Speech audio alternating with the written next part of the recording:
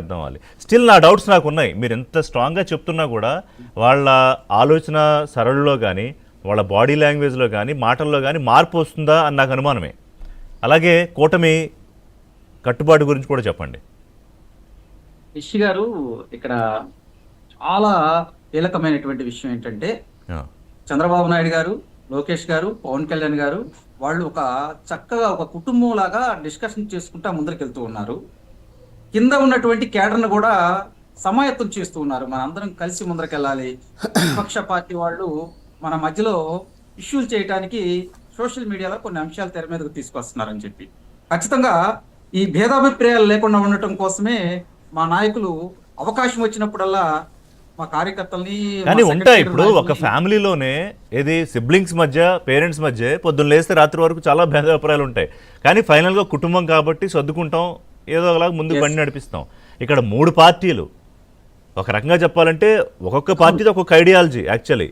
So ఆ 3 కలిపి ఉండడం అనేది చాలా కష్టమైన టాస్క్ అది సాహిబ్ గారు. అది 15 ఏళ్ళు ఉంచారంటున్నారు పవన్ కళ్యాణ్ గారు.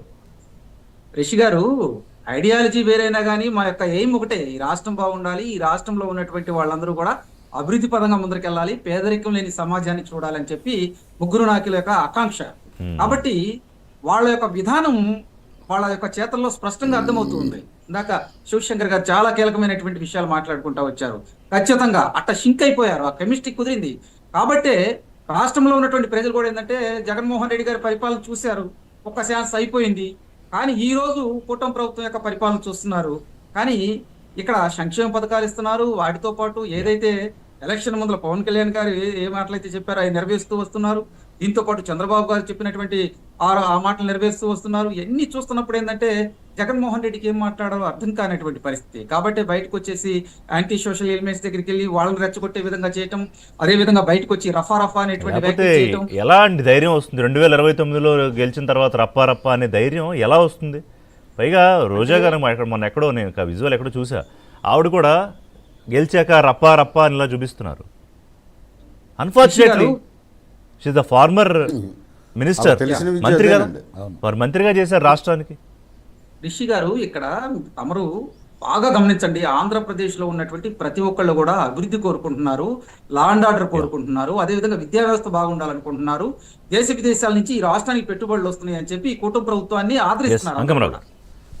వాళ్ళకి ఇక అవకాశం లేదు. అంకరమ్మ గారు, నాకు ఒకటే as a journalist, senior journalist, నాకు ఒకటే, పవన్ కళ్యాణ్ గారు చెప్పే మాటలు నాకు బాగా అనిపిస్తున్నాయి. కానీ అందులో ఎంతవరకు కలిసి ఉండగలుగుతారు? ఇబ్బందులు ఉంటాయి కదా. 15 ఏళ్ళు అంటే చిన్న విషయమా? ఒక విషయం చెప్తాను ఋషి గారు. ఇప్పుడు నిన్న వాళ్ళు మాట్లాడిన దానికి, లోకేష్ బాబు గారు మాట్లాడిన దానికి, పవన్ కళ్యాణ్ గారు మాట్లాడిన దానికి మీమ్స్ పెడుతున్నారు కదా. అవును, ఏం బీగుతున్నారు, ఏం బీగుతారు అని చెప్పని. అవును, పిచ్చి ముండ వాడకలారా, వద్దులే చూస్తున్నా.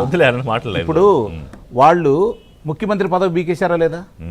ప్రతిపక్ష హోదా రానియకుండా చేశారా లేదా? ఇంకేముంది మీ దగ్గర? మిమ్మల్ని ఏదో చేయడానికి ఇంకేముంది చెప్పండి.